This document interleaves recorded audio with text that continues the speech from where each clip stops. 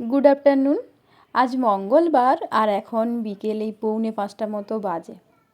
আজকের দিনে স্কুল থেকে ফিরে টিউশন পড়ানো থাকে না, তবে আজকের দিনে আমাদের এখানে হাট হয়। সেই হাট থেকে কিছু জিনিসপত্র কিনে আনতে হয়, তাই বাড়ি ফিরতে একটুখানি দেরি হয়। এখন বাজারে সমস্ত সবজির দাম প্রচণ্ড বেশি, তাই আজকের দিনে আমার তেমন কিছু কেনার ছিল না।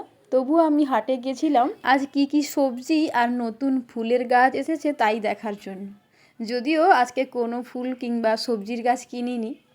এখন বেলা এত ছোট যে আমার বাড়ি স্কুল থেকে এত কাছে হওয়ার পরেও আমি বাড়ি ফিরতে না ফিরতে সন্ধে হয়ে যায়, আর যাদের বাড়ি দূরে তাদের তো রাত্রিই হয়ে যায়।